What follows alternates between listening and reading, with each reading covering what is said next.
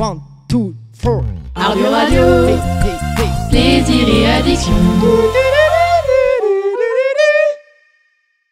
Bonjour à tous, bienvenue sur Ardio, la radio des acroliques. Je m'appelle Bastien Guibert, à votre service, et je serai votre guide pendant toute l'émission. On commence tout de suite avec Skydrog. À toi, Ricardo.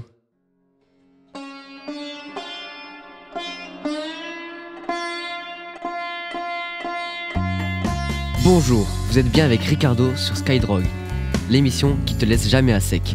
On se retrouve avec Jacques et Daniel pour vous parler d'alcool. Bonjour Jacques. Bonjour Daniel. Aujourd'hui, on se retrouve dans cette émission si spéciale afin de parler de l'alcoolisme. Dans ce programme, nous avons interviewé un ancien alcoolique, puis nous sommes allés dans la rue afin de faire un micro-trottoir pour prendre la température. Nous finirons sur l'interview de Dr Rayet pour avoir la vision d'un spécialiste. Tout de suite, on retrouve Jacques pour l'interview de l'ancien alcoolique. Merci Daniel. Alors maintenant, nous allons passer au témoignage de Laurence et qui va nous parler de sa dépendance à l'alcool. Allô, oui? Oui, bonjour, je suis le lycéen pour l'interview. Oui, d'accord. Alors, pour des raisons d'anonymat, vous appellerez Laurence. D'accord. Est-ce que après vous voulez vous présenter en quelques mots?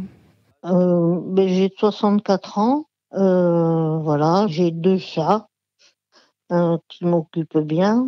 Et puis voilà. Alors, ça vous dérange pas, on va passer aux questions. Pour vous, qu'est-ce qu'un addict à l'alcool? C'est une personne qui ne peut pas se passer d'alcool pour vivre. Dans votre période d'alcoolémie, vous buvez combien de fois par semaine à peu près? C'était surtout le week-end. Surtout le week-end, et à quelle quantité à peu près? Oh, je buvais 2 litres de rosé, je buvais de la bière, voilà quoi. D'accord. Pour quelle raison avez-vous commencé à boire? C'est une raison qui est ancienne. C'est par le passé. Disons que je me sentais toujours très seule le week-end. Et du coup, c'était comme un compagnon, quoi. J'allais m'acheter ma bouteille et je buvais toute seule. Et quel a été vos alcools préférés auparavant? Mon alcool préféré, le gin. D'accord. Ce fut compliqué pour vous d'arrêter? Ça a été long, hein. Disons que ça s'est pas fait de suite. J'ai eu des hospitalisations et puis il y a eu un groupe de parole à Esine qui s'est ouvert, enfin avec un psychologue qui était addictologue. Donc on était plusieurs et on parlait de nos expériences. Ça a duré au moins 3 ans, plus de 3 ans. C'était tous les jeudis.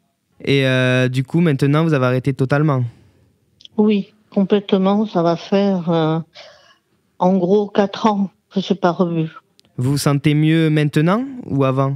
Ah oui, tout à fait. Oui, il n'y a pas de comparaison. Hein. D'accord. Bon, ça sera tout alors. Merci beaucoup d'avoir répondu à mes questions. Mais je vous en prie. Au revoir. Au revoir, bonne journée. Bonne journée. Au revoir. Merci Jacques, ton interview était super, nous pouvons enchaîner. Dès maintenant, nous allons écouter un micro-trottoir dans un lycée viticole où nous avons interviewé des jeunes et des moins jeunes. Alors bonjour, Bonjour. est-ce que vous acceptez de répondre à 2 de nos questions? Oui. Est-ce que vous buvez déjà un peu d'alcool? Oui. Et à haute fréquence par semaine ou basse fréquence? Rarement, une fois par semaine. D'accord, donc vous n'êtes pas trop alcoolique. Non, je suis pas trop alcoolique. À quel âge avez-vous bu pour la première fois? Alors ça dépend ce qu'on entend par boire. Est-ce que c'est goûter ou est-ce que c'est boire un verre complet? Goûter. Voilà, je pense que j'étais enfant entre 10 et 10-12 ans peut-être. D'accord, c'est pas très bien normalement, mais c'est pas grave. Oui, alors moi j'ai fait pareil avec mes enfants, donc... Ah bon, ça va. Merci d'avoir répondu à nos questions. Combien de fois buvez-vous de l'alcool par semaine? 0. Vous buvez pas du tout? Non. Rien? Non. Est-ce que vous avez déjà goûté? Oui. À quel âge à peu près? 14 ans. Combien de fois buvez-vous de l'alcool par semaine? Par semaine? 3 fois. Et est-ce que vous avez déjà bu de l'alcool fort? Oui, ça m'arrive. À quel âge vous avez bu pour la première fois? À 14 ans. C'était histoire de boire pour un gros verre ou juste pour goûter? C'était pour faire comme tout le monde. Voilà, j'ai voulu savoir ce que c'était que m'enivrer. Est-ce que vous avez déjà bu de l'alcool? Oui. À quel âge? Enfin, je sais pas, vers 15 ans, quoi, à cet âge-là, quoi. Et est-ce que tu continues à boire de l'alcool ou non? T'aimes pas ça? Non, j'ai juste goûté, vite fait. Du coup, t'aimes pas? Non. Combien de fois buvez-vous de l'alcool par semaine? Par semaine, combien de verres ou combien de fois?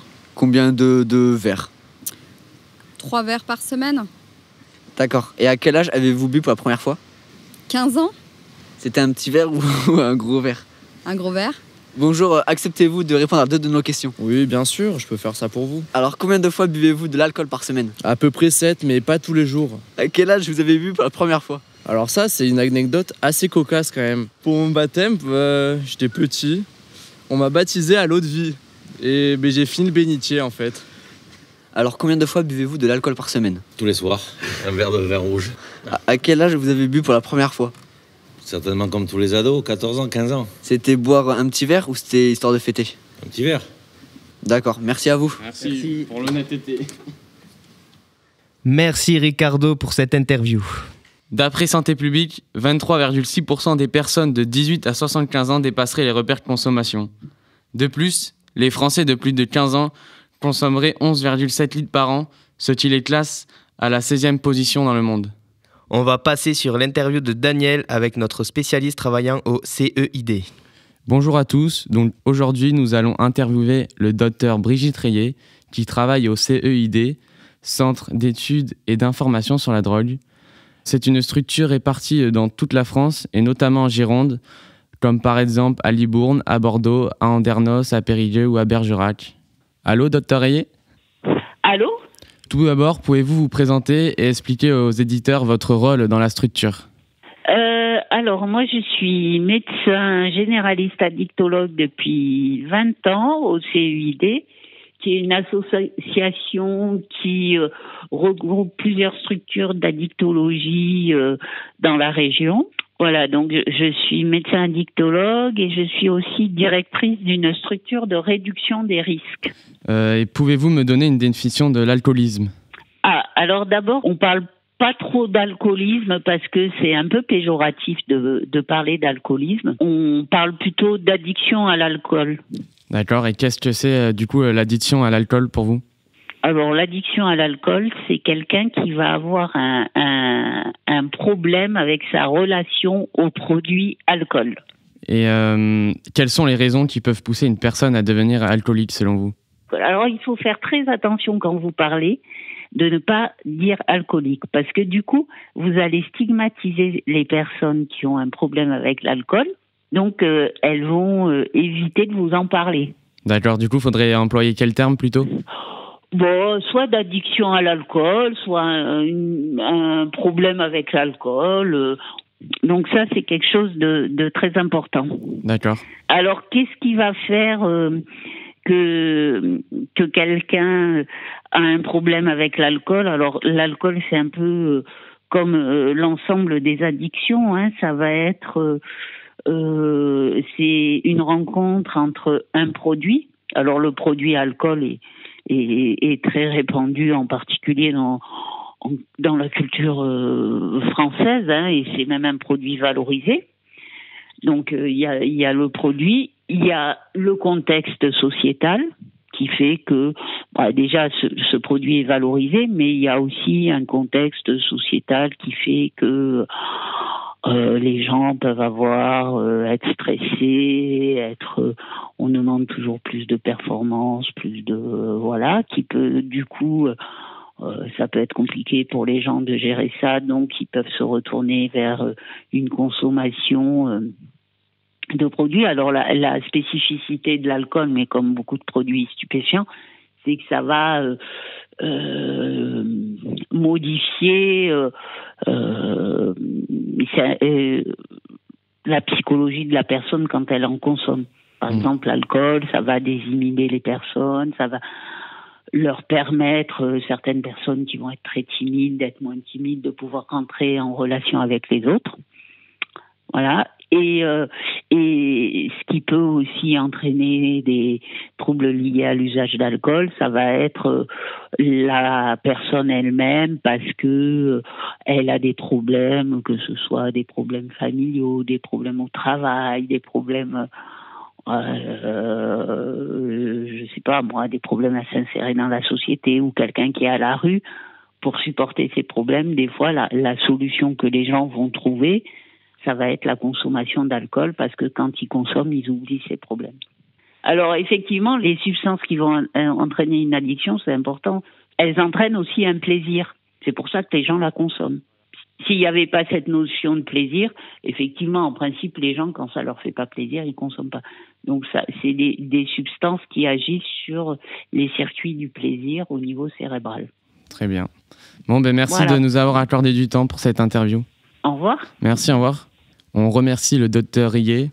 Je vous rappelle que le CEID est une structure mise en place afin d'accompagner les personnes en situation de dépendance. Merci à Jacques et à Daniel pour ces interviews de qualité, mais également merci à nos interlocuteurs. Merci à vous de nous avoir écoutés. À bientôt, vous êtes les meilleurs. Santé et pas des pieds.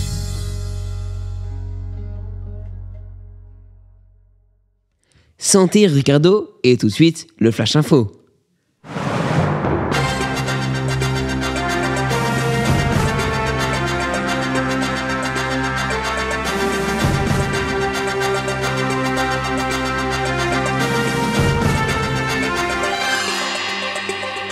Bonjour, vous êtes toujours à l'écoute d'Ardio. Je m'appelle Laurent Delahaye et je suis accompagné de Philibert Moncu. Nous allons vous présenter le Flash Insolite, spécial addiction. Car oui, l'addiction peut mener à des situations cocasses. En voici quelques exemples. Bonjour à tous, bonjour Laurent. Tout de suite, première news.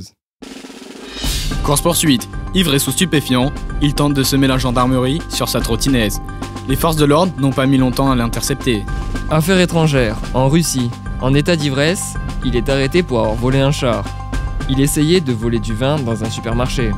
Secourisme. La police retrouve un jeune homme de 29 ans, complètement ivre, sur un chantier naval. Il faisait un massage cardiaque à un Zodiac. Justice. Un couple comparé pour violence conjugale réciproque. Lui est charcutier traiteur, elle végétarienne. L'audience a lieu au tribunal correctionnel. Lui ne demande rien, elle devra payer 500 € de frais d'avocat. Noyade. En manque d'eau pour leur pastis, 3 hommes décident d'ouvrir les réservoirs du village. La police scientifique est formelle, le pastis était noyé. Norvège. Addict au Coca Light, elle doit vendre ses enfants pour acheter une canette. Comme quoi, l'inflation a de grosses conséquences. Merci à tous de nous avoir écoutés. Rendez-vous au prochain Flash sur Ardio. C'était le Flash Info. Vous êtes toujours sur Ardio, la radio des acroliques. Tout de suite, la rubrique de Katoche. Bonjour à tous, bienvenue dans la rubrique de Katoche, écoute-moi, tu décroches. Je suis Catherine Ferry et je suis accompagnée de Brice et Denise, 2 jumeaux chanteurs et interprètes. Ils font du reggae et se décrivent comme So Innovant. Ils ont pour objectif de percer dans le Rasta Game. Salut les gars. Yeah man. J'ai des questions pour vous. Pourriez-vous vous passer de la musique dans vos vies ? No man, c'est so impossible for us. Hier, on était au studio avec Breeze, on a fait un son, il sonnait un peu comme ça, là.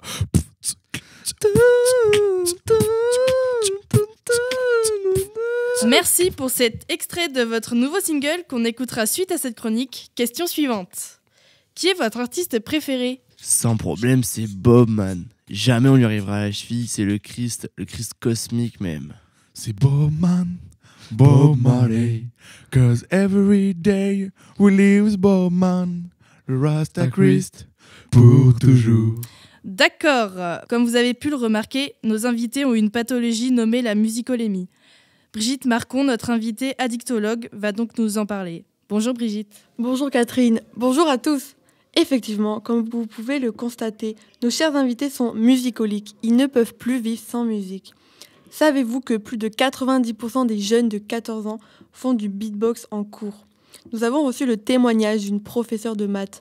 Je cite « J'ai été contaminée par mes élèves, j'ai fait cours en chantant. » Si vous observez autour de vous dans la rue, vous verrez que la majorité des gens ont des écouteurs. Chacun est dans son monde et ne fait pas attention à son environnement. Cela supprime une grande partie des relations sociales. C'est une addiction qui peut être des plus dérangeantes et contagieuses. Faites attention à vous. Revenons-en à nos invités. J'ai quelques questions à vous poser. Êtes-vous conscient de votre addiction ? Quelle addiction, man, déjà. C'est pas une addiction, c'est un fucking lifestyle. On est comme ça depuis tout petit, man. Avez-vous remarqué un changement dans votre vie sociale ? Non, man, il n'y a total aucun changement. Depuis toujours rempli autant de salles, de concerts, ça fait toujours autant kiffer. On est un peu tombé dedans comme un peu dans Astérix Obélix, c'est toujours le paradise. Paradise. Paradise. Paradise. Paradise. Paradise. Mais est-ce que... Paradise. Paradise. Paradise. Paradise. Paradise. Je pense que Brigitte a été contaminée. Maintenant, nous allons passer pour la première fois à la radio leur nouveau titre exclusif, Dans ma Jamaïque. Cette rubrique est terminée. Cette rubrique est terminée. Cette rubrique est terminée. Cette rubrique est terminée. Terminée.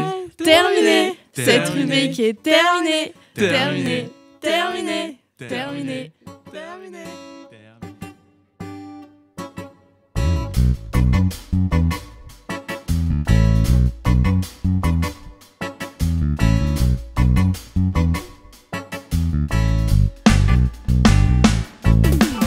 Dans ma Jamaïque ancestrale, dans mon fameux pays natal. Dans ma Jamaïque ancestrale, dans mon fameux pays natal. Fait du trafic de plaquettes, mais de beurre pour le Cognaman, qui descend jusqu'aux amygdales. On n'est pas des jumeaux banals. J'fume la carotte, myxomatose, ça fuit pour déjà tout en symbiose. J'fume la carotte, myxomatose, ça fume pour déjà tout en symbiose. Breeze, Denise, c'est pas sur la vibe, Denise.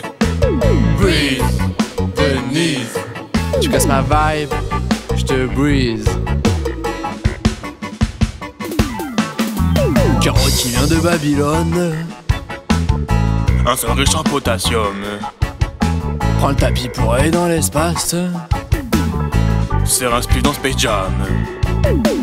On s'envole à l'Orange Bud, avant de poser 2-3 buds.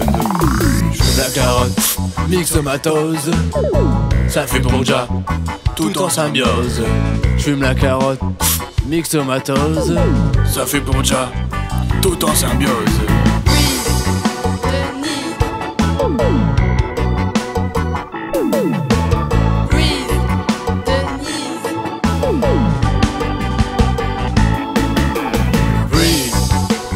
Denise, on se passe sur la wave, Denise. Breeze, Denise, tu passes ma vibe, te breeze. Breeze, Denise. Breeze, Denise. Breeze, Denise.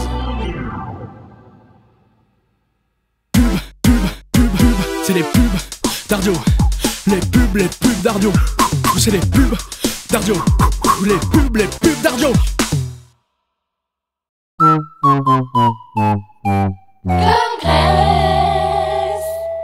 Comme Grace a aidé plus de 500 000 clients à prendre du poids, alors pourquoi pas vous ?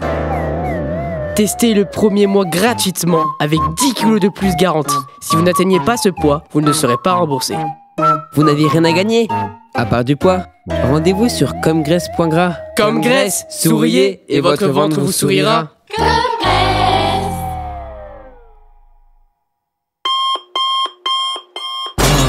Vous devez aller au travail à 8h du matin ?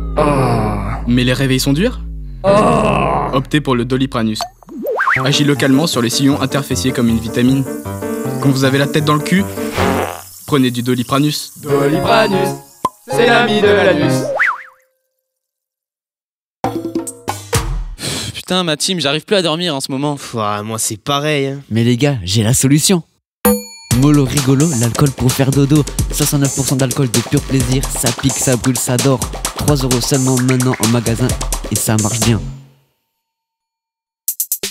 Avec autant d'efficacité qu'un rasoir pour homme, 9 lames et une esthétique très féminine, vous pourrez avoir le rasoir Pic. 10% plus cher que celui des hommes. Le rasoir Pic.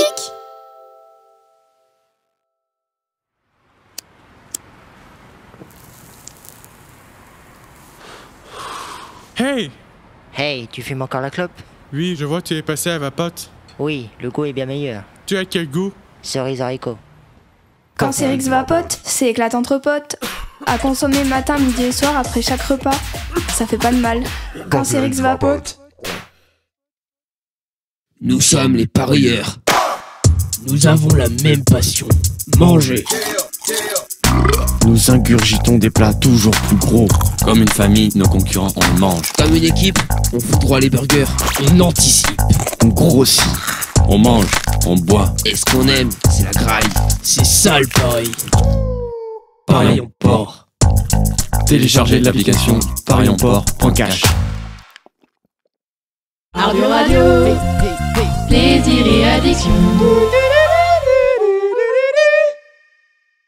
Vous êtes toujours sur Ardio, la radio des acroliques. Je suis Bastien Guibert et toujours à votre service. Ici, à Montagne-Saint-Émilion, il pleut des cordes, mais faut garder le moral. Tout de suite, notre magazine, Les Addictions étranges.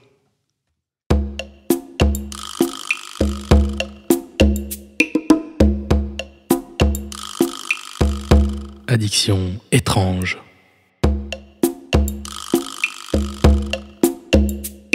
Le magazine des étranges addictions. Bienvenue dans Les étranges addictions. Je suis Thierry Mollard et aujourd'hui encore, je vais sur le terrain pour découvrir des addictions étranges qui nous en apprennent plus sur le monde d'aujourd'hui. Je suis aujourd'hui sur le terrain avec une personne qui est atteinte d'une addiction au sadomasochisme. Nous nous déplaçons car la personne que nous allons suivre aujourd'hui est plus à l'aise dans un endroit calme et vous comprendrez pourquoi. Il m'emmène actuellement sur une route avec du gravier, un Citroën C15, une grange et des vignes tout autour. Un environnement calme, propice à la discussion. Bonjour. Bonjour. Est-ce que vous pouvez d'abord vous présenter en quelques mots? Comment vous appelez-vous? Je m'appelle Lazare Sullivan, je suis né le 10 octobre 1960. Je suis français, je mesure 1m88, 104 kg. Je suis né à Toulouse, dans le Mirail, en France. Et j'ai aucune famille. Vous n'avez aucune famille? Oui. Votre famille est inconnue et vous ne connaissez pas vos parents? Inconnue, je ne les connais pas. Très bien, est-ce que vous pouvez nous parler un peu de votre addiction? Comment ça a commencé peut-être? Pour commencer, ma première expérience était dans les alentours de 5-6 ans, quand j'ai vu cet oiseau faible en train de mourir de fatigue et que moi j'étais là à observer. Et la sensation d'être supérieur à un être au bord de la mort est très satisfaisante. Récemment, je l'ai ramassé et je l'ai jeté au chagrin. Donc lorsque vous aviez 5-6 ans, vous avez apprécié voir la mort d'un oiseau en direct, c'est ça? Exactement. Et comment ça a évolué par la suite? Pour ma deuxième expérience, c'était dans les alentours de 10-11 ans, quand j'ai participé à la torture et au meurtre d'un chat en compagnie de 2 de mes soi-disant amis. La sensation d'avoir le pouvoir et le contrôle du sort d'un être est étrange, mais agréable. Donc vous avez dit soi-disant amis, c'est-à-dire que c'était pas vraiment vos amis, c'est ça? Ouais, je les utilisais, c'était juste pour le fun. D'accord, donc lorsque vous étiez enfant, vous allez dire que votre addiction à voir le mal chez autrui a commencé par à la fois un oiseau qui mourait, puis vous-même qui ensuite torturiez un autre animal, c'est ça? C'est ça. Est-ce que vous pourrez nous en dire plus, peut-être comment ça a évolué lors de votre adolescence? Pour ma troisième expérience, c'était dans les alentours de mes années de collégien, vers 11 à 15 ans, quand j'ai regardé et participé au harcèlement et au cyberharcèlement, mais surtout à la violence et à l'humiliation de mes petits camarades. Je me sentais vivant et à dominer les autres. Et je tiens à dire que je ne regrette rien. Vous ne regrettez rien de ces 3 expériences que vous venez de nous dire? Non. Et vous sentez encore cette addiction en vous? Oui. On y reviendra plus tard. Continuez, ça nous intéresse. Comment est-ce que ça a évolué? Donc d'abord regarder la mort d'un oiseau, ensuite participer à la torture d'un chat, et ensuite harceler vos camarades de classe. Quelle a été la suite? Ma quatrième expérience était dans les alentours de mes années de lycée, vers 15 à 18 ans, quand j'ai commencé à consommer toutes sortes de drogues, ainsi de tout jeu et sites porno, sans oublier l'alcool à flot. Cette sensation que la dopamine me procurait était indispensable pour me survivre. Donc d'abord, ça a été voir le mal chez les autres, puis ensuite, petit à petit, de fil en aiguille, ça a été de vous faire mal. Exactement. À travers de différentes substances, etc., c'est ça? Exactement. D'accord, et vous avez pu en sortir? Enfin, je veux dire, comment est-ce que ça a évolué par la suite? Est-ce que vous avez continué à vous faire mal, ou dites-nous en plus? Oui, bien sûr. Comme par exemple, ma 5e expérience, c'était dans les alentours de ma jeune majorité, vers 18 à 21 ans. Comme je suis mis dans le business du commerce de la drogue, armes et sexe, et quand je suis allé pour la première fois voir des putes, ce comportement compulsif et animal est plus fort que moi. D'accord, donc oui, c'est quelque chose qui a grandi de plus en plus, et là, on sent que d'abord, vous avez commencé à voir le mal chez les autres, mais que c'est vraiment ce qui a pris le pas par la suite, c'est une sorte de masochisme envers vous-même, de sadomasochisme, c'est ça qui a grandi. Exactement. Et donc vous avez, je répète, 62 ans aujourd'hui, c'est ça? C'est ça. Et là, après vos 21 ans, qu'est-ce qui s'est passé? Comment est-ce que l'âge adulte a agi là-dessus?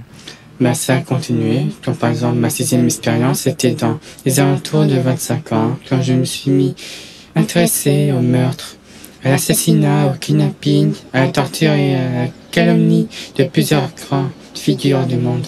Grâce à cela, je suis devenu une personne puissante et intouchable.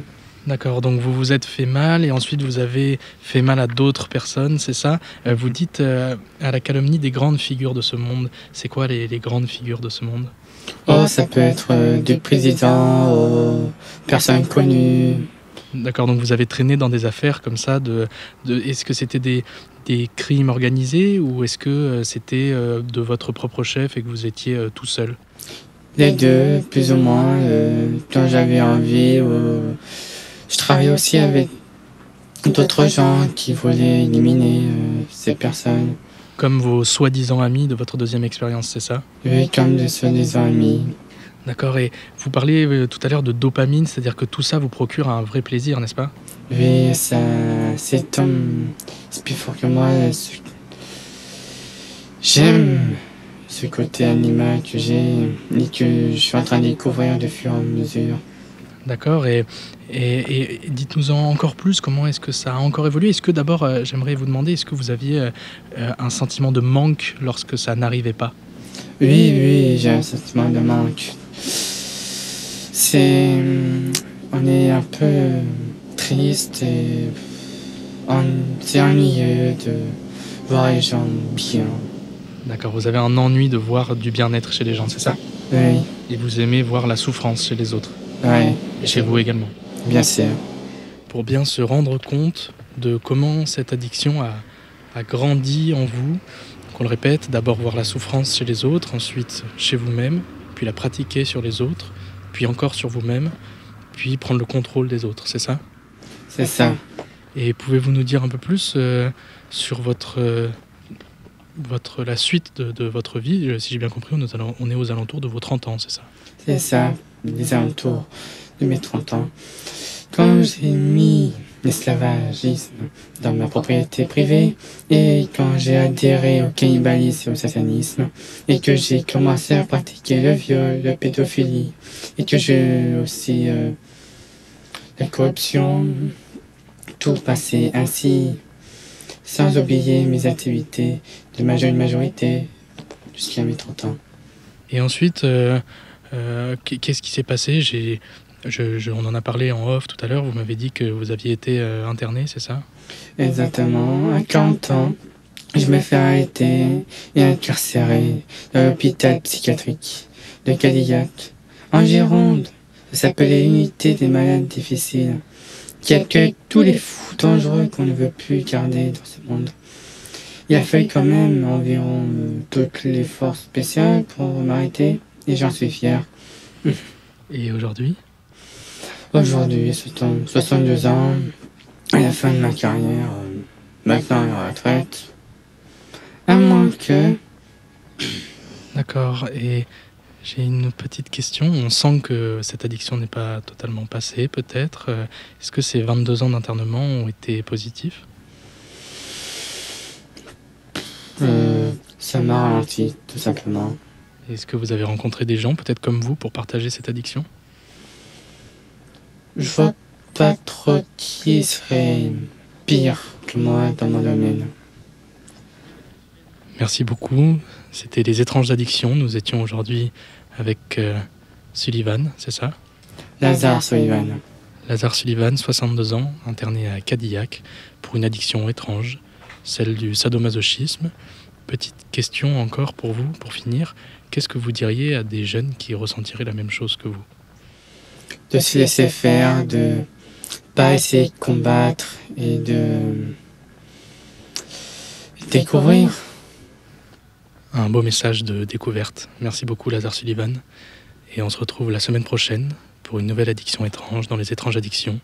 C'était Thierry Mollard. Merci à vous.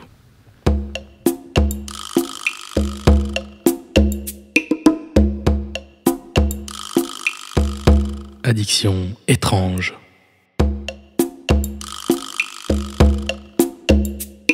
Le magazine des étranges addictions.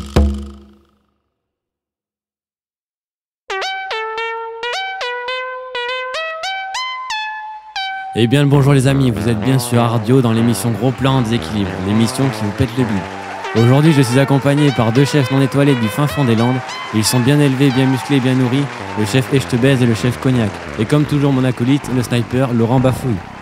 Nous commençons par l'entrée du chef Echtebèze. Alors Philippe, qu'est-ce que tu nous mijotes de bon ? Alors bonjour à tous, je vais vous préparer une recette d'escargot pépite. Alors pour commencer, il faut aller récolter les escargots dans le jardin. Mais bon, avant ça, il faut attendre une bonne pluie parce que vous savez, les escargots, c'est compliqué.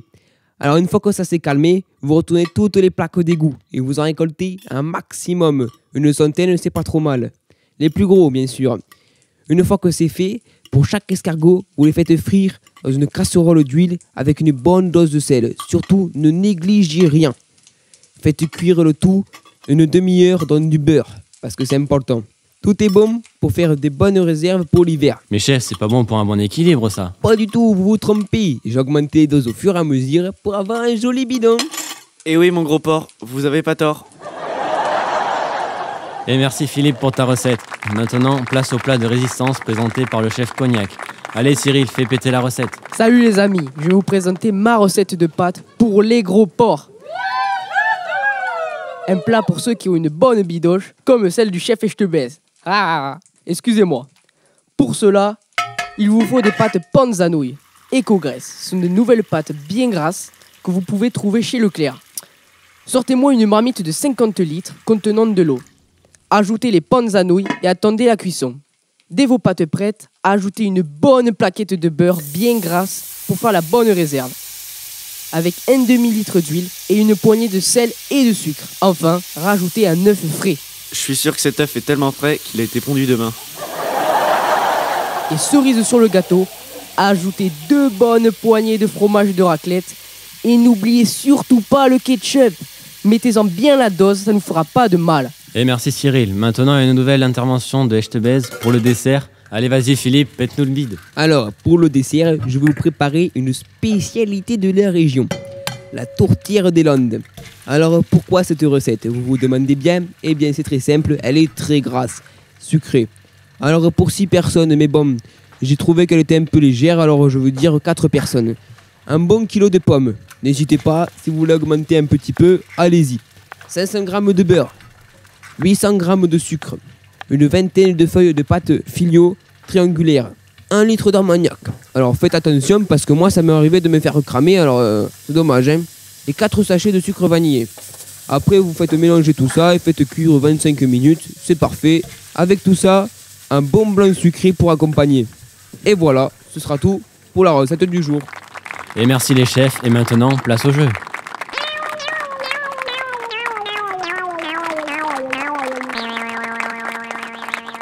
Envie de gagner cette recette et de la partager avec nos chefs Echtebèze et Cognac.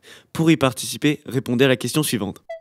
Quelle est la taille de la marmite de 50 litres ? Réponse A, 150 litres. Réponse B, 50 litres. Appelez le 3630 ou envoyez un message au 7 13 13.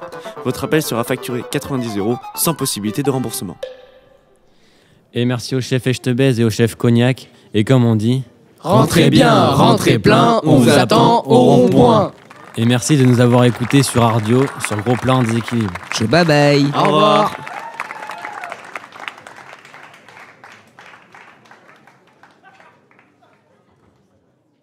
Toujours sur Ardio, toujours avec Bastien Guibert. On continue sur le culinaire avec Mange, t'es mort.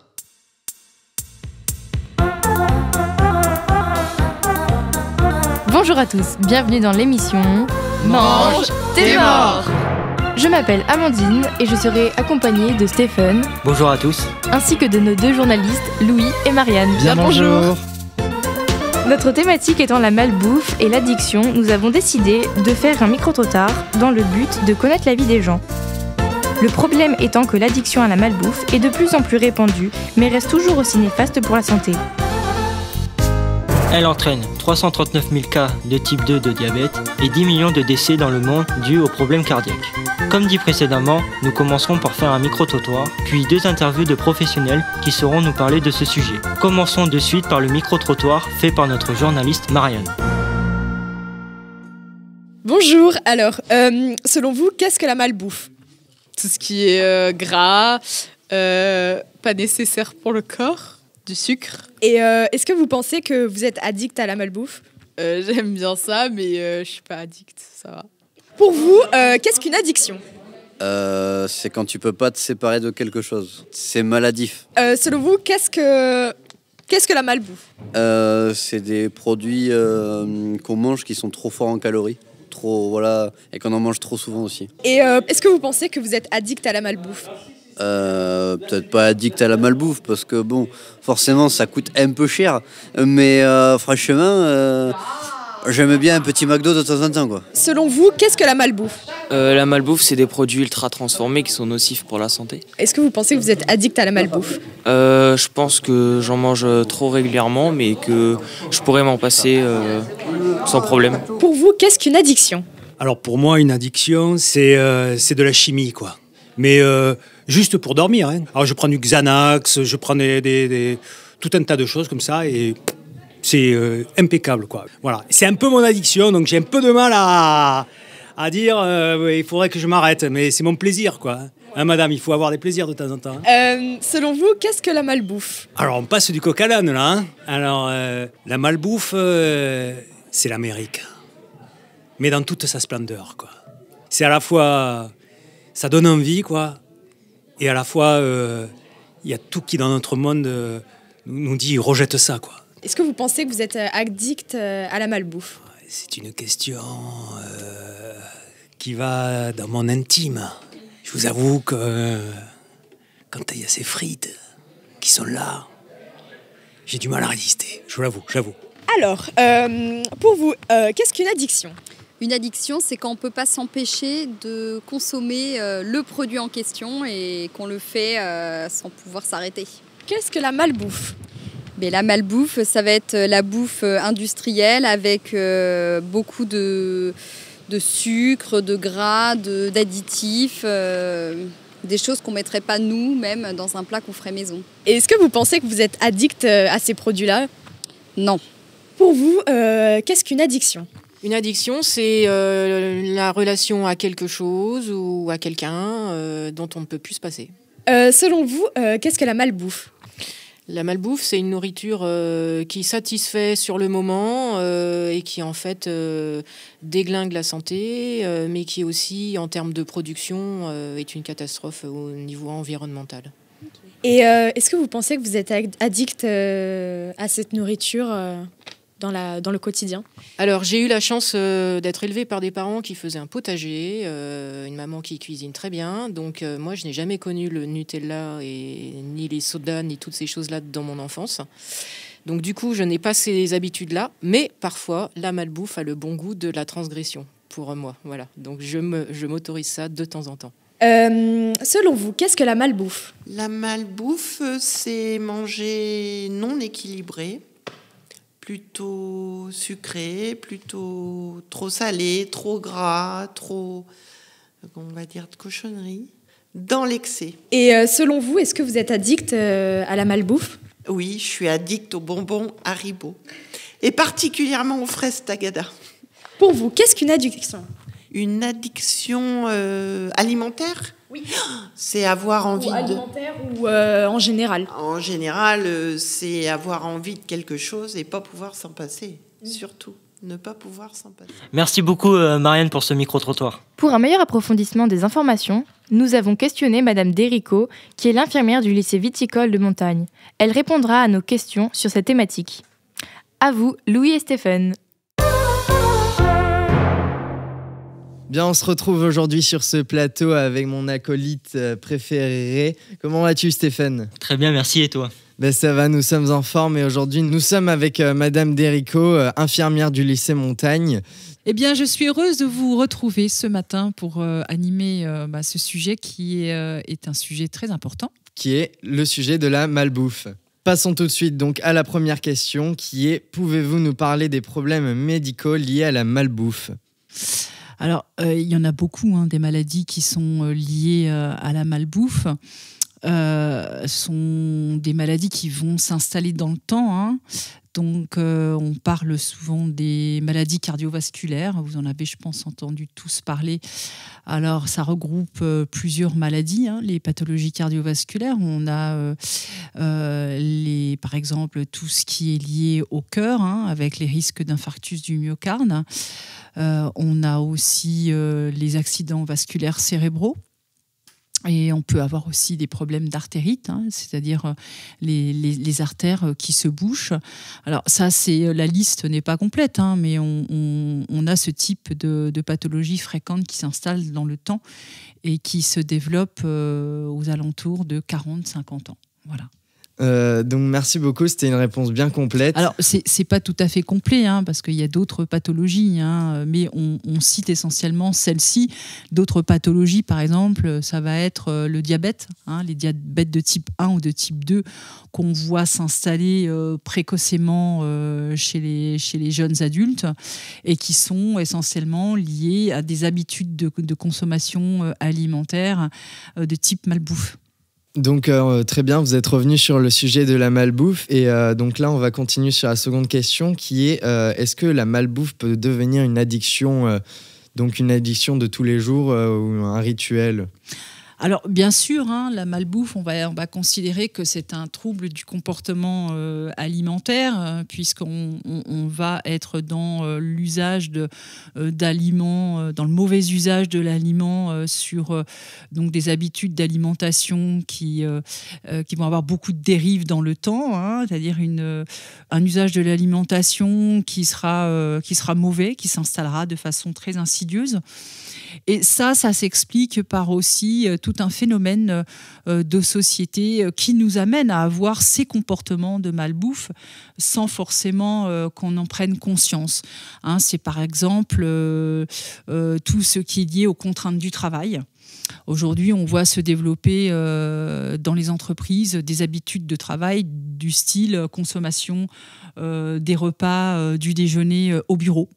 Et là, on tend vers l'utilisation de bouffe rapide, de fast-food, qu'on va retrouver au coin de la rue, en bas du bureau, où on va finalement être dans une consommation de plats qui seront souvent dits gras et sucrés. Et donc ça, c'est des modes alimentaires qui s'installent et qui font partie finalement d'une consommation qui est à la mode. Parce que ça correspond à un rythme de vie que la société nous impose et puis qu'on va acquérir finalement très tôt chez les jeunes, puisque dans les lycées, on retrouve dans la rue ce type de consommation. Les jeunes ne vont pas forcément manger à la cantine, ils vont aller manger dans des endroits où on va consommer pas cher et rapide. C'est-à-dire des restaurations rapides, c'est-à-dire vous pouvez en préciser encore un peu plus ? Je ne vais pas citer de marques là, parce qu'on n'a pas le droit de les citer, les marques de fast-food très connues, hein, mais on en voit beaucoup se développer en dehors des grandes marques. Hein. On voit des menus types, hein, style burger, kebab, des plats asiatiques à emporter, hein, les plats asiatiques sous forme de bowl, hein, qu'on peut acheter, qu'on peut grignoter très rapidement. Donc c'est ce type de consommation qui finalement nous rend addicts à un mode de consommation de façon globale, qui va faire qu'on va être dans une attitude de malbouffe générale. Et selon vous, est-ce qu'on pourrait résoudre cette solution de malbouffe qui est retrouvée chez les jeunes et même chez les adultes ? Alors, bien évidemment, on travaille dessus. Hein. Le ministère de la Santé et de l'Alimentation, notamment conjointement, travaille sur des programmes d'éducation et de prévention. Donc, on le voit par rapport notamment à des programmes chez les jeunes, hein, puisqu'on sensibilise les jeunes à l'éducation, à l'alimentation par le biais des écoles. Très jeunes, en école primaire, on travaille déjà sur ce genre de programme au collège et dans les lycées. Le ministère travaille aussi sur de l'alimentation, travaille aussi sur des normes concernant les collectivités. Hein, les restaurations collectives, puisqu'on a des normes à respecter qui se basent, par exemple, dans les collectivités sur des écrits qui sont répertoriés dans le HACCP, qui est tout simplement un tas de mesures prises et mises en place et à respecter dans les restaurations collectives pour répondre à des normes et des exigences en termes alimentaires. Vous avez parlé du programme HACCP. HACCP. Est-ce que vous pouvez en dire plus ou pas ? Bien sûr. Donc, c'est un programme qui est imposé aux restaurations collectives, hein, qui concerne l'hygiène alimentaire et qui permet donc d'avoir un cahier des charges que les collectivités doivent respecter en termes d'hygiène. Et cette hygiène-là, elle se base sur plusieurs critères. Le critère de ce qu'on va proposer comme aliment préparé aux collectivités. Donc ça va être tant sur la qualité, hein, de ces aliments-là, et ça va être aussi sur la fréquence des repas proposés, hein, de la composition des repas proposés. Par exemple, on va travailler sur la fréquence des produits dits frits, hein, comme les pommes de terre frites ou les friands, tous les produits qui seront frits. Ça va être aussi la fréquence des produits dits gras, comme par exemple les charcuteries. Et ça va être aussi la fréquence des légumes, des fruits, des laitages. Donc, on va imposer aux collectivités un cahier des charges auquel ils vont devoir répondre. Est-ce qu'en France, il existe des structures pour accueillir des jeunes en situation de surpoids ? Alors oui, c'est intéressant cette question parce qu'il faut que les personnes, hein, les parents et les enfants et les adolescents soient pris en charge face à un problème de surpoids ou d'obésité. Et il existe sur Bordeaux, à l'hôpital Pellegrin, un nouveau service qui s'appelle le service REPOP. C'est un service qui se compose de plusieurs professionnels de la santé.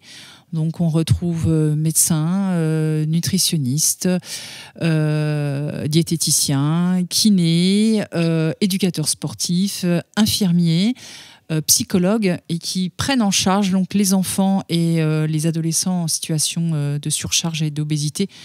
Donc pour bien évidemment les soigner, leur apprendre à mieux manger. Mais on a beaucoup parlé là ce matin de la malbouffe, mais la malbouffe est bien évidemment l'origine de la surcharge et de l'obésité, hein, la surcharge pondérale et de l'obésité. Mais le facteur qui est associé, c'est aussi l'absence ou le manque d'activité physique et sportive. Donc le REPOP, lui, va travailler sur ces différents aspects pour prendre en charge et accompagner les jeunes qui sont confrontés à ce problème très tôt dans leur vie. Très bien, merci beaucoup. En tout cas, c'était une interview très ressourçante et remplie de richesse. Donc, je remercie encore une fois Madame Derico de nous avoir accompagnés durant cette interview. C'était donc l'infirmière du lycée Montagne. Donc, merci à vous et en vous souhaitant une bonne journée. Merci Louis pour ce magnifique interview. Maintenant, nous allons entendre une interview effectuée par Amandine et Marianne. À vous les filles.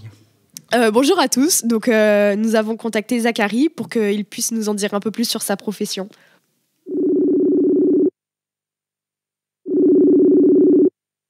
Oui, allô ? Bonjour. Bonjour. Tout d'abord, est-ce que vous pourriez vous présenter en 2 mots, s'il vous plaît ? Alors, moi, je m'appelle Zachary Nicolet et je travaille à Bordeaux et j'ai 26 ans. Je suis en cours de reconversion professionnelle, c'est-à-dire qu'il y a encore 1 an, j'étais encore ingénieur en environnement. Selon vous, qu'est-ce que la malbouffe ? Selon moi, la malbouffe, c'est un peu ce qu'on associe à l'image des fast-food entre guillemets américains ou même un petit peu des kebabs ou en fait même on peut même trouver de la malbouffe dans les supermarchés, tout ce qui va être gras avec des Nutri-Score en dessous de C, des choses comme ça, ou genre du McDo, Burger King, KFC, tout ça. Est-ce que vous pouvez nous expliquer comment on peut faire un plat sain à base d'un plat de type fast-food ? En fait, ça serait juste une question d'équilibrer en fait ou de réduire les graisses. Par exemple, un hamburger, je pense que ça peut être très sain parce qu'en fait, ton corps, il a besoin d'environ 2000 calories par jour si t'es une femme, à 2500 calories par jour si t'es un homme. Et lui, il va pas vraiment différencier si t'es en train de te bouffer un gros kebab ou des haricots verts. Donc, tu vas pouvoir bouffer beaucoup plus de haricots verts que de kebab pour arriver à ce nombre de calories-là. Mais en soi, tu pourrais très bien créer un burger entre guillemets healthy, par exemple en supprimant de la mayonnaise et en la remplaçant par un fromage blanc, en enlevant par exemple du poulet frit ou un bon steak bien gras pour le remplacer, je sais pas moi, avec un steak de soja ou même un bon steak de bœuf cuit dans très peu de matière grasse. Je pense que c'est surtout les éléments annexes, à savoir la composition de ton pain qui va être très beurré, la composition de ta sauce qui fait que ton hamburger devient vite très gras. Servir de plus avec des frites à côté qui pourraient être remplacées par de la salade, du coup, pour histoire d'éviter toute la friture et tout le côté gras de l'huile, ça pourrait vite devenir un plat plus équilibré. Est-ce que dans votre bar-restaurant, vous devez répondre à des normes d'hygiène spécifiques ou pas ? Oui, ouais, absolument. Donc moi, j'ai la formation HACCP. Donc c'est une formation hygiène classique qu'on a en restauration où en fait on apprend globalement à savoir comment ne pas briser la chaîne du froid, comment nettoyer une cuisine, comment la désinfecter après le service, à quelle fréquence il faut laver les frigos, à quelle fréquence il faut laver le sol, à quelle fréquence il faut laver les murs de la cuisine. En fait, tout ça, c'est des normes, entre guillemets, qui ont été définies par la norme HACCP. En fait, c'est ce qui te permet d'éviter ça s'appelle les TIAC, c'est les toxi-infections alimentaires collectives. Donc, en gros, par exemple, si dans l'endroit dans lequel tu travailles, 2 personnes vont se plaindre de maux de ventre ou de vomissements qui peuvent être dus à une maladie, une intoxication alimentaire, à partir de plus de 2 personnes, c'est considéré comme une TIAC, une toxi-infection alimentaire collective. La prochaine question, c'est la nourriture rapide a toujours été décrite comme de la malbouffe. Est-ce que vous pouvez nous démontrer que maintenant ce n'est plus le cas ? Alors, par exemple, il y a de plus en plus de restaurants. En fait, au final, fast-food, ça va être une définition de quand tu commandes ton plat, s'il arrive en moins de 15 minutes, on peut considérer que c'est de la fast-food. Et par exemple, moi, je sais qu'à côté de chez moi, il y a de la fast-food méditerranéenne. Donc, ça va être des petits bols à base de boulgour, de tomates séchées, avec une protéine, tout ça. Donc, en fait, c'est très sain.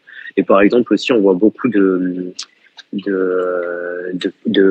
l'avènement, genre de tout ce qui est pokéball, tout ça. Donc, c'est servi avec du riz, de la mangue fraîche, des fruits frais, ou même des poissons qui sont à faible taux de gras. En fait, au final, la rapidité du service rime pas forcément avec malbouffe. Et en fait, on peut trouver des restaurants fast-food où on propose de la nourriture saine. On a appris que vous aviez eu la chance de participer à l'émission MasterChef. Pour vous, vous avez appris quoi de cette expérience ? Moi, MasterChef, déjà, ça m'a confirmé que je voulais continuer à évoluer dans le monde de la cuisine. et faire ça maintenant. C'est un concours qui est amateur, donc je veux faire ça maintenant. Je veux devenir professionnel en fait dans le milieu de la cuisine. Et ensuite, ça m'a surtout ouvert un petit peu l'esprit sur la construction d'un plat, les accords, les différents accords qu'on peut retrouver dans la nourriture, tout ça. Enfin, le food pairing, ça s'appelle. Et du coup, ouais, en fait, ça m'a un petit peu fait évoluer sur le côté professionnel, dans le sens où j'ai moins envie d'en mettre des tonnes et des tonnes dans mon assiette et montrer que je sais faire plein de choses, et plutôt me concentrer sur 3 saveurs qui vont prédominer mon plat et essayer de faire des choses simples, mais qui ont du goût. D'accord. Ben, merci beaucoup d'avoir répondu à nos questions. Bah, de rien, de rien. Merci. Au revoir. Eh ben, bon après-midi. Au revoir. Bon après-midi. Merci Marianne et Amandine pour cette interview d'un restaurateur qui se situe à Bordeaux, et à toi Amandine. Donc d'après les chiffres sortis en 2020, un Français sur 2 est atteint de surpoids et 17% des adultes français sont atteints d'obésité. Mais ce ne sont pas toutes ces conséquences qui sont dues à la malbouffe, mais bien plusieurs choses comme le remplissage rapide ou encore la sédentarité. Pour tenter de limiter ces chiffres, l'État a fait de la prévention, que ce soit dans les écoles avec les normes de HACCP ou encore de la prévention publicitaire. L'État fait aussi de la prise en charge de patients atteints de cette maladie, comme dans l'hôpital de Bordeaux, la REPOP, dans le but de soulager les jeunes grâce à plusieurs professionnels de santé. Nous finissons avec Louis. Bien, merci Amandine. Donc c'était une émission Moche t'es mort avec Stéphane, Amandine, Marianne et moi-même Louis. Nous vous remercions. C'était Mange t'es mort.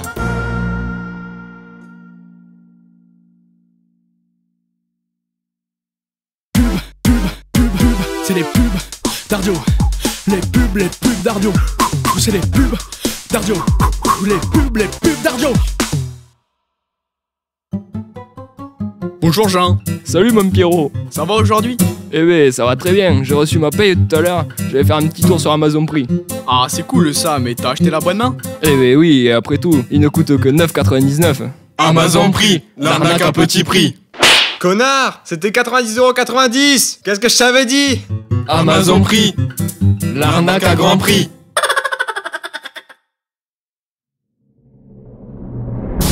Foch présente la nouvelle machine. Foch GT3. Celle qui vous vide les poches. Bourrée de nouvelles technologies, elle vous trie les chaussettes et a la capacité de distinguer le blanc du noir. Pour seulement 1500 €. Foch.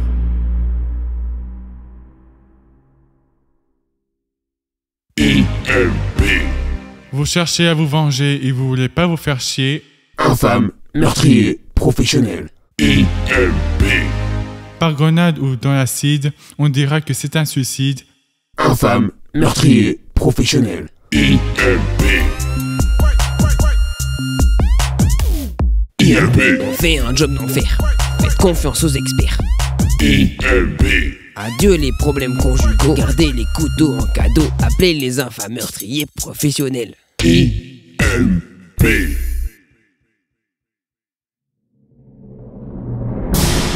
Foch présente la nouvelle machine Foch GT200. Est livrée avec un bac de linge sale. Elle trie vos affaires toute seule. A également la capacité de se démarrer à distance pour seulement 10 000 €. Foch.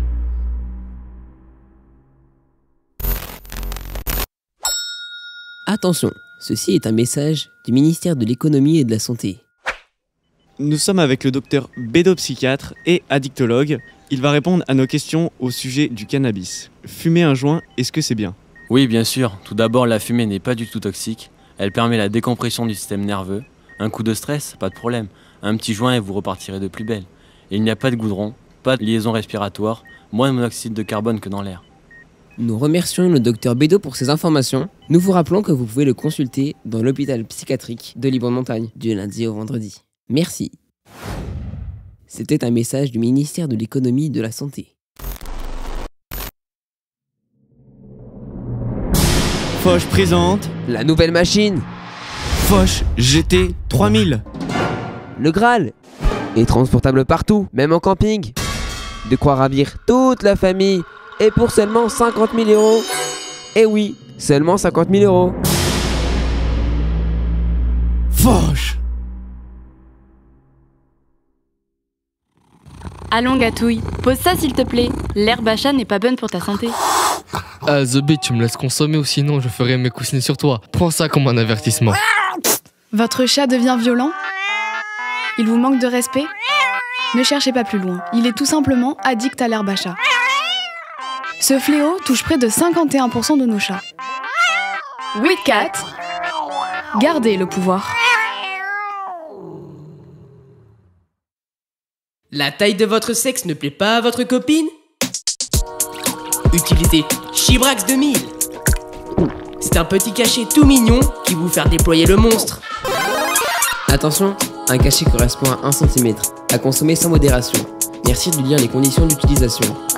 Chibrax 2000. Attention à ne pas trébucher. Chibrax 2000. En plein dans le mille. 1, 2, 4. Ardio Radio. Plaisir et addiction. Toujours à la pointe de l'actu, tout de suite, le Flash Info.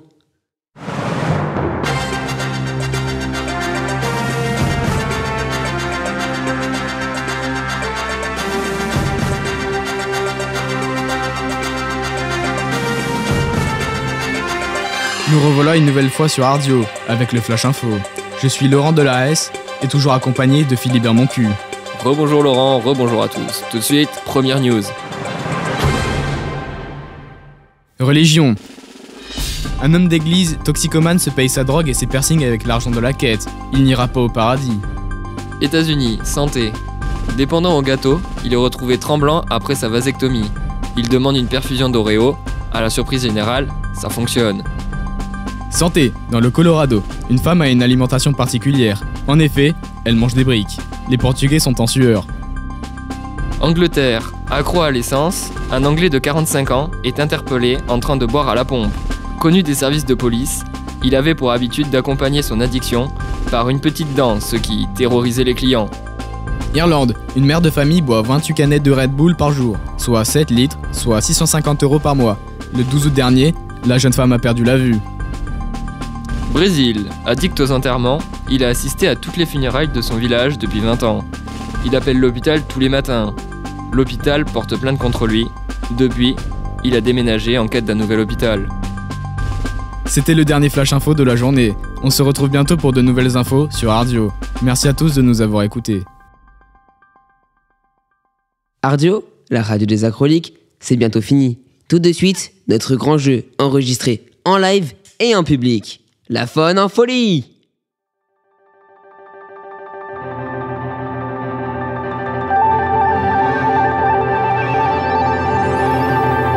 Bonjour chers auditeurs et bienvenue dans La faune en folie. Nous serons aujourd'hui accompagnés par deux équipes qui sont les blaireaux. Bonjour. Et les têtards. Bonjour. Est-ce que vous êtes chaud? Oui. Oui. J'ai entendu, est-ce que vous êtes chaud? Oui. Super. Et ces deux équipes seront accompagnées par mes trois merveilleuses présentatrices, Emma, Julie et Timéa. Elles vous présenteront ce jeu qui est soutenu par le ministère de l'Addiction. Tout de suite, un message de prévention. Vous ressentez un manque? C'est normal. Vous êtes sûrement atteint de zooaddict. Si c'est le cas, contactez-nous au 3620. 3620, 3620, allô zooaddict. Ceci est un message du gouvernement. Tous touchés, tous concernés, tous responsables. Maintenant, passons à la première manche. Cette manche sera un vrai ou faux, où chaque bonne réponse rapportera un point. Attention, si la première équipe à buzzer se trompe, alors il n'y aura pas de point. Merci beaucoup la voix. Je vais commencer. Première question. La grenouille ne boit pas, vrai ou faux? Faux. Vrai, sa peau suffit à l'hydrater. Deuxième question. L'existence des cafards est plus ancienne que celle des dinosaures. Vrai. Vrai, les premiers fossiles apparaissent il y a 250 millions d'années. Troisième question. La couleur de peau de l'ours polaire restera-t-elle toujours blanche? Vrai. Faux. À l'âge adulte, elle devient noire. Attention, le score est de 1-0 pour les têtards. Les blaireaux, vous êtes en retard. 4e question. Les serpents ne peuvent pas fermer les yeux. Bah c'est faux. Vrai, les serpents n'ont pas de paupières. 5e question et dernière question. L'hippopotame produit du lait de couleur bleue. Ouais. Faux, l'hippopotame sécrète un acide rouge et un acide orange. Son lait est rose.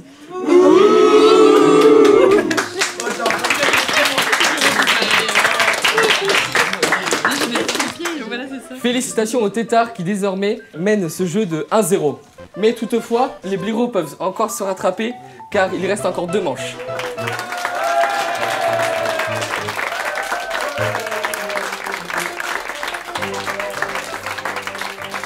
La manche suivante sera présentée par Emma.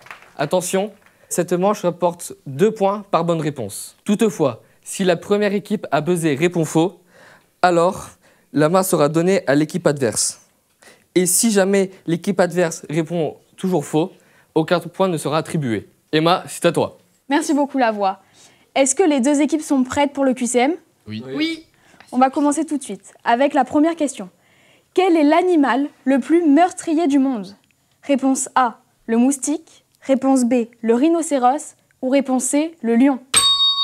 Le moustique? En effet, le moustique est véritablement l'ennemi numéro 1 de l'homme, car il tue à lui seul près de 750 000 personnes par an. Question 2. De combien de temps est la durée de mémoire d'un poisson rouge? Petit A, 3 secondes. Petit B, 3 jours. Ou petit C, 3 mois. Équipe tétard, c'est à vous. 3 jours. Perdu. 3 secondes. Toujours pas. Eh oui, un poisson rouge n'est pas si bête que ça. En effet, sa mémoire dure 3 mois. Équipe blaireau, vous pouvez toujours attraper l'équipe des têtards. Il reste 6 points sur cette manche. Pour rappel, les têtards mènent de 3-0. Question 3. Quel animal peut sauter?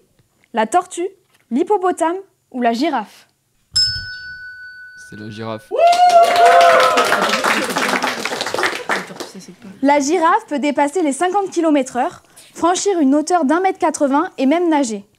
Et en plus, sa démarche est différente des autres animaux, car elle avance simultanément les 2 pattes du même côté. Est-ce que vous êtes prêts pour la 4e question? Oui. Les cochons d'Inde aiment-ils se battre? Oui, non ou seulement entre mâles? Seulement entre mâles. Non. Oui. Toujours pas. Il y a donc 3-2 pour le tétard.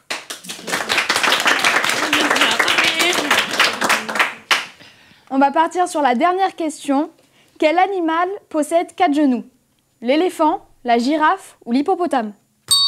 L'éléphant? L'éléphant est bien le seul mammifère à avoir 4 genoux et c'est également le seul mammifère avec l'homme à posséder un menton. S'il vous plaît, mesdames et messieurs, un tonnerre d'applaudissements pour le tétard qui roule sur cette compétition en menant 5-2.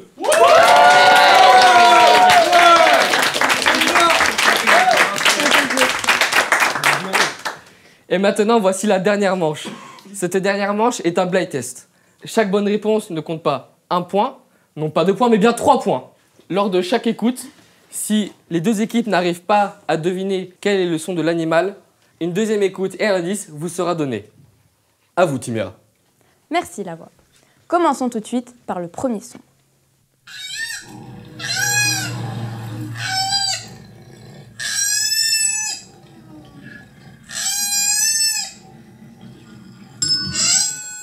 Des tortues? Mauvaise réponse. Un indice, cet animal raffole de l'eucalyptus. Le koala. Bonne réponse. Ok, je sais pas du tout. On enchaîne tout de suite avec le deuxième son.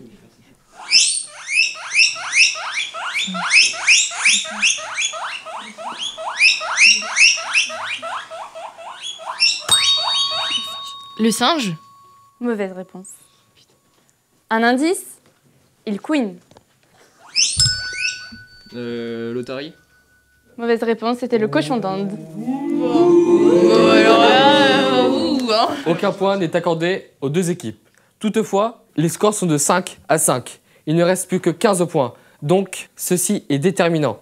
Vous pouvez toujours remporter la manche. Tout de suite, la troisième écoute.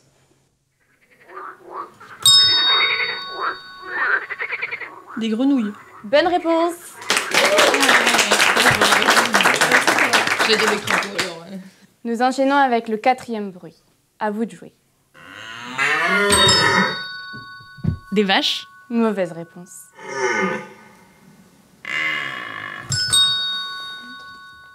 L'hippopotame. Mauvaise réponse. C'était le cerf. Hélas, aucune des deux équipes n'a trouvé la bonne réponse. Aucun point n'est accordé. Tout de suite, nous enchaînons avec le cinquième bruit. L'ours. Oui, bonne réponse.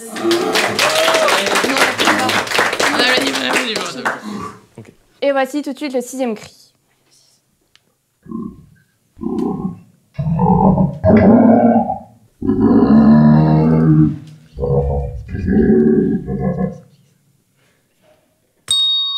Un sanglier? Non. Donc ici, l'indice, c'est que c'est un animal très grand. Un rhinocéros? Mauvaise réponse. Ici, c'était une girafe. Une girafe? Petit rappel des scores, nous sommes donc à 8 à 8. Il ne reste plus que 4 écoutes. Et voici le septième bruit. La voix est accordée au blaireau. La chèvre. Bonne réponse. Non, on a pas vu passer. C'est de la mauvaise foi. Et maintenant, passons tout de suite au huitième cri.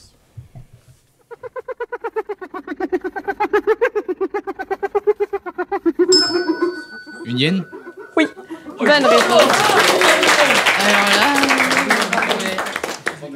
Et les blaireaux passent devant avec 14,8. Il reste plus que 2 écoutes. Passons tout de suite à l'avant-dernier cri.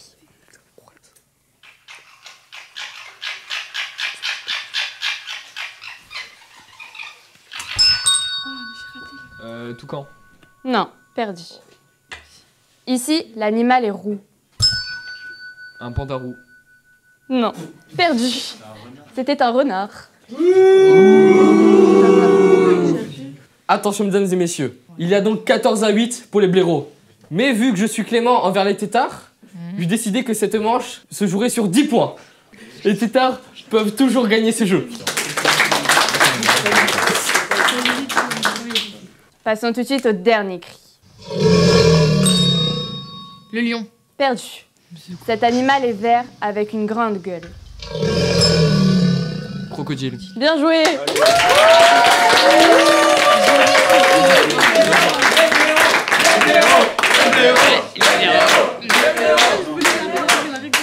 Incroyable remontada des blaireaux qui au final, contre toute attente, gagnent ce jeu 24 à 8.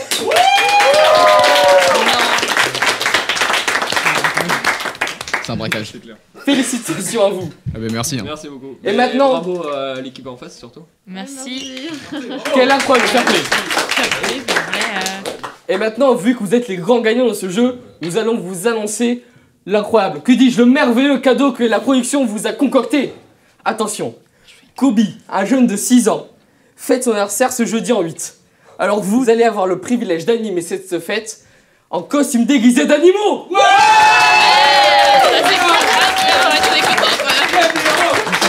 Les blaireaux. Merci à tous d'avoir participé pour ce jeu contre le zoadisme. À une prochaine fois.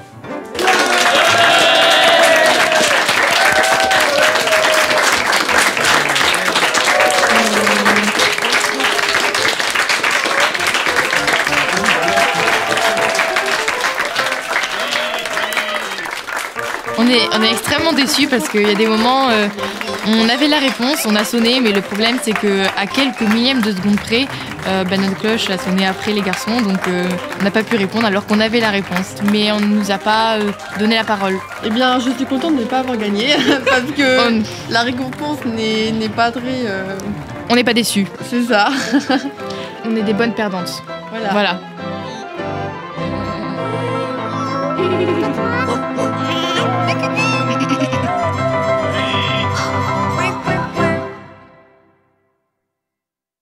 Bravo les blaireaux pour cette belle partie. C'était Bastien Guibert, votre présentateur préféré sur Ardio, la radio des acroliques. Tout de suite, on se quitte en musique avec le dernier titre de Bloc et Noël.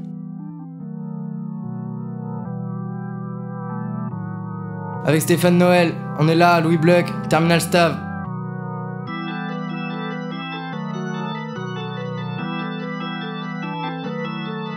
Ok.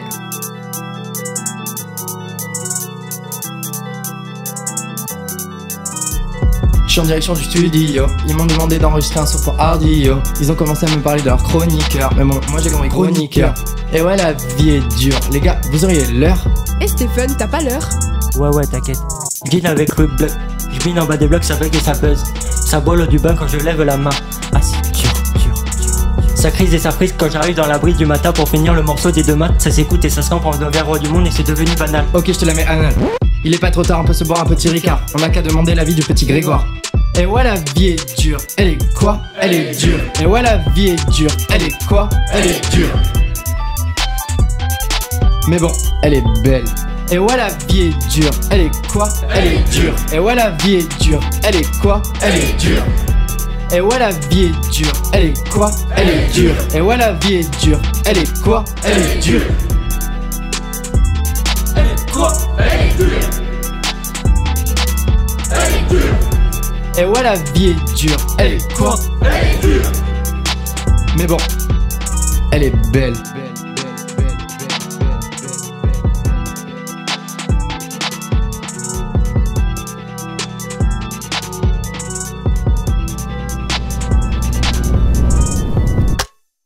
Cette émission a été réalisée par Louis Bluck, ça va ben? Bastien Guibert, ma gueule. Maxime Chevalier, bye. Stéphane Noël, solo. Marianne Turpo, ok, let's go. Grégoire Bastier, kawaii. Maxime Barrière, Banks. Clovis Mention Gorée, salut les doudous. Amandine Marie-Hébert, et ouais. Virgile Cassan, défini. Timéa Ruffier, Papin. Julie Schwab, OC Bleu. Emma Guinard, Panda. Thomas Dournet, Seigneur. Louise Croissant, ciao. Maxence Berthaud, le requin marteau. Alexandre Bonnel, au revoir. Théo Labaille, ma couillasse. Clara Rosier, c'est parti. Anthony Cali, bam. Valentin Cavaillé, la charba. Logan Gras, mais mort. Maxime Cabous, en 7 lettres, la hagra. Fanny Bellu, toudoum. Merci à tous de nous avoir écoutés sur Ardio, la radio des acroliques. Et n'oubliez jamais, la monoculture, ça marche pas. Allez, tchuss.